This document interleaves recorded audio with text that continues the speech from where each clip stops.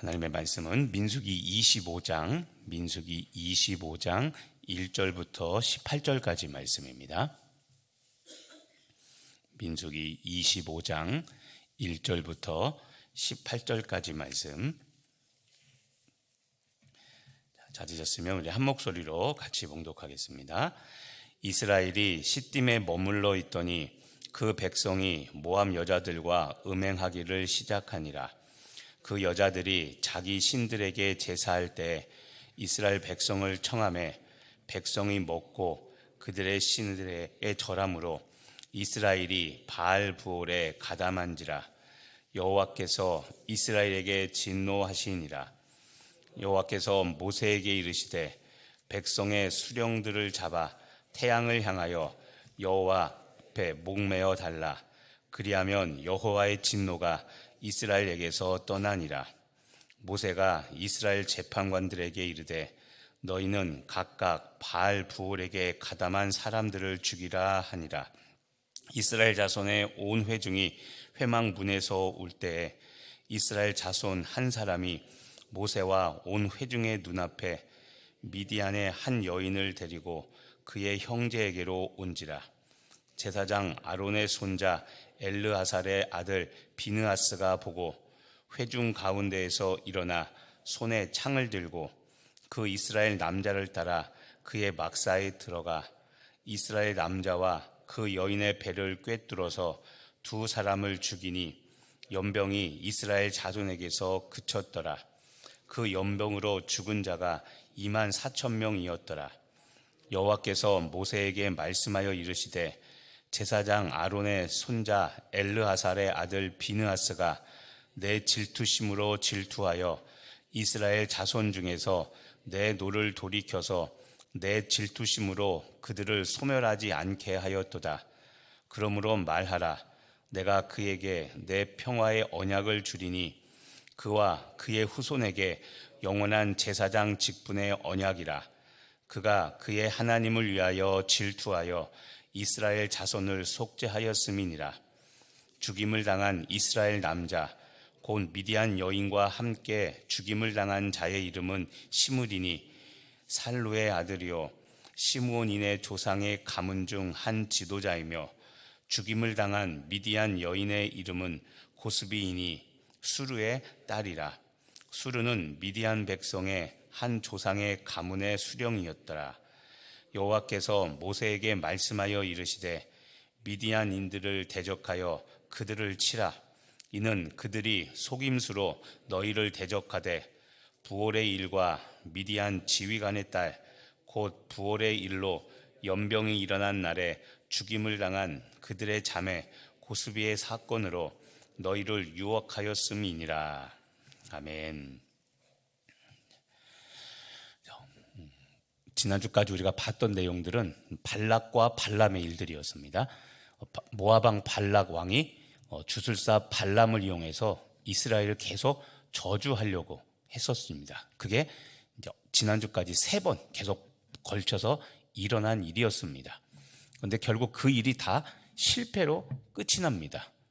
하나님이 이스라엘을 저주하지 말라고 하면서 그 발람 선지자에게 분명히 경고하셨고 하지 못하도록 그렇게 해서 우리가 토일하고 주일은 보질 못했지만 어제 24장까지 3번에 걸친 이스라엘의 저주하려는 이 사건이 다 이제 끝이 났습니다. 자, 그리고 나서 이제 벌어지는 일들입니다. 자, 1절에 보니까 이스라엘이 시딤에 머물러 있었습니다. 그런데 문제가 생깁니다. 자, 이스라엘 백성이 모압 여자들과 음행하기를 시작했다는 말이 기록이 있죠. 자, 음행, 성적인 관계를 맺으며 이제는 그 이방 여인들과 성적인 타락에 빠진 것이었습니다. 특히 2절에 보면 그 모압 여자들이 자기 신들에게 제사할 때 이스라엘 백성을 청하여 이스라엘 백성들이 먹고 그들의 신들, 여기서 말하는 이 모압인들의 신은 그모스라는 신입니다. 그모스라는 이방 신은 그 자녀들을 인신 제사를 바치는 아주 하나님께서 정말 가증하게 여기는 신 중에 하나였습니다. 그 이방 신들을 제사할 때 청했고 이스라엘 백성들이 먹고 그들의 신들에게 절을 했습니다. 3절에 보니까 이스라엘이 그래서 바알 부올에 가담한지라. 자, 바알 부올, 바알이라는 신 이름이 들어가 있죠. 부올에서 섬긴 바알 신이란 뜻입니다. 그러니까는 이방신 제사에 이스라엘 백성들이 참여하게 된 겁니다. 그래서 3절 중반절에 여호와께서 이스라엘에게 진노하셨고 4절에 모세에게 이렇게 말씀하십니다. 백성의 수령들, 지도자들입니다. 백성의 지도자들을 잡아서 태양을 향하여 여호와 앞에 목매어 달라 죽이라는 겁니다. 그리하면 여호와의 진노가 이스라엘에게서 떠난다. 여기서 말하는 여호와의 진노는 밑에 나오는데 8절과 9절에 나오는데 연병입니다. 연병. 하나님께서 연병으로 이스라엘 백성들을 이제는 다 치시겠다고 결단한 겁니다. 5절에 모세가 이스라엘 재판관들에게 이 사실을 전달합니다. 그래서 바알볼에게 가담한 사람을 죽이라고 하니까 6절 이스라엘 자손의 온 회중이 회막 문 앞에서 웁니다. 지도자들, 자기 종족의 지도자들 다 죽이라는 이 하나님의 말씀이 선포되자 이스라엘 백성들이 회막 문 앞에서 울고 있는데 여기서 또 문제 하나가 생깁니다. 이스라엘 자손 한 사람, 어떤 남자가 모세와 온 회중의 눈앞에서 미디안의 한 여인을 데리고 그의 형제에게로 온 겁니다. 여기서는 온화하게 표현했는데 미디안 한 여인을 데리고 형제에게로 왔단 말은 이 여인을 데리고 와서 또 음행을 했다는 겁니다. 성적인 관계를 맺고 즐겼다는 겁니다. 자, 조금 전에 6절의 초반절에 하나님의 이 진노, 그래서 수령들, 지도자들 매달아 죽이라는 이 하나님의 메시지에 지금 이스라엘 백성들이 회막 문 앞에서 울고 있는데 우리는 지금 이것 때문에 너무 가슴이 아파, 범죄한 것 때문에 가슴이 아파서 울고 있는데 철없는 한 남자 하나가 또 다른 이방 여인, 그렇죠? 미디안 한 여인과 한 여인을 데리고서 들어가서 또 성적인 관계를 맺는 눈을 보니까 기가 막히죠, 그렇죠? 지금 하나님의 심판이 떨어져서 이것 때문에 너무 우리가 범죄했습니다고 울고 있는데 정신 못 차리고 여전히 이번에는 미디안 여인과 또 다른 성적인 행위를 즐기고 있으니 이걸 보고 우리가 말하는 세상 사람이 그러죠. 눈이 돌아간다고 그러죠. 그래서 7절에 보시면 제사장 아론의 손자 비느하스가 이 모습을 보고 일어나 손에 창을 들고, 그리고 8절 그 남자가 여자와 함께 있던 그 막사 안에 들어가서 창을 들고서 그 남자와 여인의 배를 꿰뚫어 두 사람을 죽였습니다. 그러니까 8절 끝에 연병이 이스라엘 자손에게서 그쳤다고 되어 있죠. 그리고 9절에 그 연병으로 죽은 사람이 24,000명이라고 기록을 하고 있습니다. 10절에 하나님께서 모세에게 말씀하십니다. 제사장 아론의 손자 엘르아살의 아들 비느하스가 내 질투심으로 질투해서 이스라엘 백성들을 소멸하지 않게 했다. 그러니까 비느하스가 한 남자가, 이스라엘 남자가 미디안 여인을 데리고 와서 성적인 관계를, 음행을 즐기는 것을 보고 분을 참지 못해서 창을 가지고 찔러 죽였죠, 두 사람을. 굉장히 사실은 끔찍한 일입니다. 그런데 이 일을 가지고 하나님이 뭐라고 평가하냐면 하나님의 질투, 하나님의 질투. 아까 바알 부올에 가담했다고 그랬죠. 부올에서 바알 신을 섬겼다.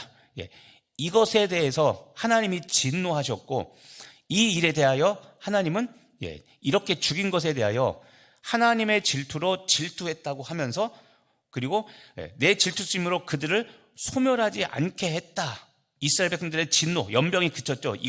이것을 이야기하면서 12절에 이렇게 말합니다.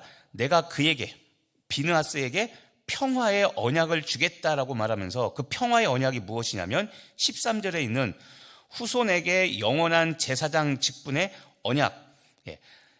후손에게 영원한 제사장 직분을 준다는 것은 비느하스 자손이 이제는 영원히 제사장 직분을 감당하게 될 것이다. 내가 너희 가문은 이 제사장 직분에서 절대 벗어나는 일이 없게 할 거라고 영원한 언약, 평화의 언약이라고 하면서 영원한 제사장 직분의 언약을 보장해 주십니다. 그리고 13절 끝에 이런 표현 있죠. 그가 그의 하나님을 위하여 질투하여 이스라엘 자손을 속죄했다. 자, 속죄했다는 말. 죄를 대신 죄값을 치렀다는 것이죠. 비느하스가 그 남자와 여인 둘을 찔러 죽인 것을 하나님은 이스라엘 백성의 죄값을 대신한 것, 속죄한 것으로 여기며 아까 말한 평화의 언약, 영원한 제사장 직분을 비느하스 이 자손들에게 보장을 해주십니다. 그리고 14절에 죽임을 당한 이스라엘 남자 이름이 나옵니다. 누구냐면 미디안 여인과 함께 당한 자, 죽임을 당한 자 이름은 시므리라고 나옵니다. 그리고 이 지도자는 시므온의 조상 중 한 지도자라고 나오죠. 여기도 보면 지도자. 시므온 지파의 한 지도자가 이런 일을 벌였고 15절 죽임을 당한 미디안 여인의 이름도 나옵니다. 고스비입니다. 고스비. 그래서 이 고스비도 역시 미디안 백성의 한 조상의 가문의 수령이라고 되어 있죠. 둘 다 지도자였던 집안의 남녀들이었는데, 자손들이었는데 이렇게 철없는 짓을 해서 하나님의 심판을 받게 된 겁니다. 자, 오늘 말씀 이제 정리해 드렸는데요. 자, 오늘 말씀에 나오지 않는 사건 하나가 있습니다. 그게 뭐냐면 오늘 지금 이 사건을 주도한 사람이 있습니다. 그게 누구냐면 주술사 발람입니다. 오늘 말씀에는 발람 이야기가 단 한마디도 나오지 않는데 민수기 후반, 민수기 31장 16절에 가면 오늘 이 사건이 발람 주술사가 배후 조정해서 만든 일이라고 하나님은 이것을 명확하게 지적하고 있습니다. 발람의 꾀를 따라 벌어진 사건이라고 민수기 31장에 기록을 하고 있습니다. 자, 이게 어떤 거냐면 이런 겁니다. 자, 우리 2주 동안 봤지만 하나님은 이스라엘 백성들이 모압 땅에 진을 치고 평지에 있었을 때 모압 사람들이 이것을 보고 두려워했죠. 왜냐하면 이스라엘 백성들이 그 앞에 벌였던 일들, 하나님이 이스라엘 백성들을 통해서 이방 족속을 멸한 이 사건들을 보고 두려워 떨었습니다. 그런데 모압 땅에 딱 도착을 하니까 모압 왕 발락이 자기들 백성 모압을 침범할까봐 주도한 게 뭐냐면 발락 주술사를 시켜서 이스라엘 백성들을 저주하라고 시켰던 겁니다. 그런데 하나님이 발람 선지자에게 나타나서 하지 말라고 분명히 막으셨죠. 그런데 한 주간 일어났던 사건이 무엇이냐면 그걸 알매도 불구하고 발락은 계속해서 이스라엘 백성들을 저주하려는 시도를 했습니다. 그렇게 했던 이유는 돈 때문이라고 했죠. 복채. 어떻게 하면 이익을 남길 수 있을까? 그래서 분명히 하나님이 하지 말라고 했음에도 불구하고 주술사 발람은 그랬죠. 선지자나 하나님을 신실하게 섬기는 사람이 아니라고 그랬죠. 그래서 주술사 발람은 돈을 따라가는 사람입니다. 그래서 하나님의 뜻이 아는데도 무엇인지 아는데도 불구하고 어떻게 하면 돈을 벌 수 있을까 해서 계속 이스라엘을 저주하려고 시도한 겁니다. 그런데 오늘 말씀에는 그런 것이 나와 있지 않지만 결국 오늘 발람 주술사는 이 돈을 벌기 위해서 또 다른 방법을 마련했는데 그게 바로 모압 여인들을 이용해서 이스라엘 남자들을 쓰러뜨린 겁니다. 음행을 통해서 성적인 타락을 일으켜서 보니까 중요한 게 이겁니다. 2절에 보면 음행을 했는데 1절에 보면 모압 여인들과 음행을 했는데 2절에 보면 제사할 때 이스라엘 백성들을 청했고 그리고 그 이스라엘 백성들이 이제는 제사에 와서 음식만 먹은 게 아니라 절했다고 되어 있죠. 그들의 신들에게 절함으로. 그래서 3절에 바알 부올에 가담한 이 사람들을 여호와께서 진노하셔서 다 없애버린 겁니다. 발람 주술사가 교묘한 것이 무엇이냐면 이런 겁니다. 외부 공격, 그러니까 저주를 통해서 멸하려고 했는데 그게 안 되니까 이제는 내부 범죄, 내부 공격을 한 겁니다. 그 내부 공격이 뭡니까? 종교적인 행위를 통해서 그리고 여자를 통해서 음행을 통해서 종교 바알 부올에 절하는 이 종교 행위, 특히 이것까지 이르게 한 것이 바로 이방 여인 모압 여인들과의 음행이죠. 성적 타락을 통해서 종교적인 타락, 믿음의 타락까지 이르게 한 겁니다. 이게 발람 주술사가 벌인 일입니다. 우리가 주목할 게 무엇이냐면 바로 이겁니다. 여러분, 악한 영들은 어떻게 해서든지 우리를 쓰러뜨리려고 호시탐탐 기회를 노리고 있다는 겁니다. 어제 우리가 승리 확신에 대한 이야기를 했죠. 특히 유혹 이야기를 했습니다. 유혹은 마귀가 하거나 우리들의 욕심에 넘어가서 벌어지는 일들이라고 했죠. 근데 이 두 가지가 딱 맞아 떨어지는 겁니다. 마귀는, 악한 영은 발람을 통해서 이스라엘 백성들을 타락하도록 그렇게 유혹을 했고, 그리고 이스라엘 백성들은 그런 여자들의 음행, 그러니까 남자들도 그렇고 여자들도 그렇고 둘 다 조심해야 됩니다. 성적인 타락은 하나님께서 가만두지 않습니다. 왜냐하면 이것이 오늘처럼 믿음의 타락의 원인을 제공하는 일이기 때문에 거룩한 하나님은 절대 부도덕한 일, 음행에 대해서 참지 않으십니다. 그런데 오늘 이스라엘 백성들은 그 여자라는 유혹에 넘어가서, 그래서 스스로 유혹의 열매를 따먹게 되고 오늘 죽음에 이르게 되었죠. 바로 이겁니다. 악한 영은 어떻게 해서든지 우리를 쓰러뜨리려고 외부적인 것으로 공격하다가 안 되면 내부적인 타락을 일으켜서 결국 또 죽게 만듭니다. 하나님의 진노가 임하게 되죠. 9절에 보면 연병에 죽은 자가 24,000명입니다. 24,000명.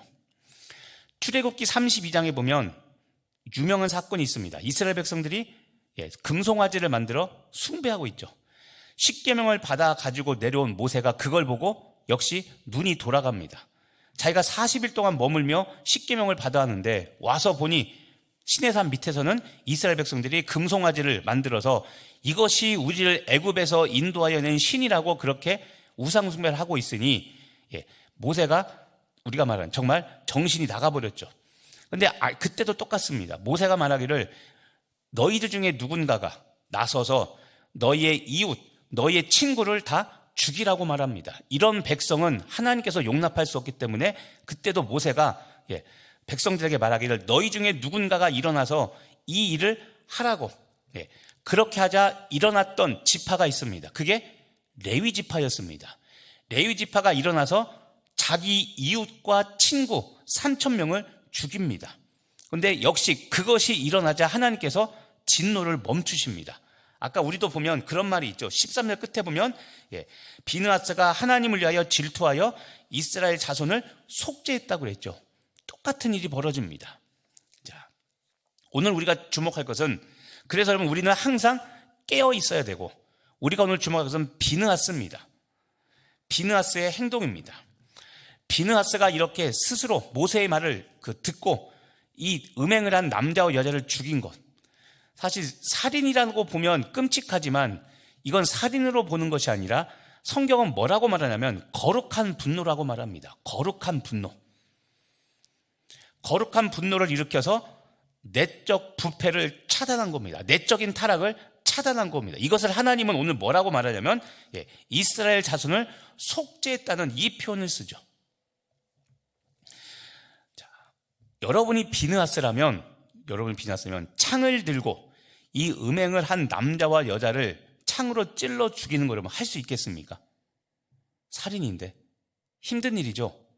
자, 우리가 교훈 삼아야 될 게 있습니다. 무엇이냐면 진짜 우리가 사람을 찔러 죽이라는 그 말이 아니라, 우리는 예수님의 십자가 대속 사건을 이미 경험한 사람들, 그러니까 이후의 사람들이죠. 그렇기 때문에 우리가 해야 될 것은, 진짜 죽이라는 것은 무엇이냐면 내 안의 죄악, 내적인 부패를 내가 스스로 차단하고 잘라내야 된다는 겁니다. 자, 아까도 보면 여러분 이 상황이 그렇죠. 6절에 보면 온 이스라엘 백성들이 지금 회막 문 앞에서 울고 있습니다. 하나님이 모세에게 했던 말, 너희 수령들을 목을 매라고 그랬죠. 태양이 뜰 때, 그렇죠? 태양을 향하여 여호와 앞에 목을 매달라. 하나님의 심판입니다. 이것 때문에 가슴이 아파 울고 있는데, 사람들은 회막문 앞에서 울고 있는데 저 멀리 남자 하나가 철없이 미디안 여자와 함께 성적인 행위를 하려고 쑥 회막 들어갑니다. 그러니 얼마나 속이 상하겠습니까? 자, 우리 중에도 마찬가지입니다. 누군가 우리 중에 범죄하고 누군가 잘못된 일을 했는데 그 일에 대하여 분명히 말을 해야 됩니다.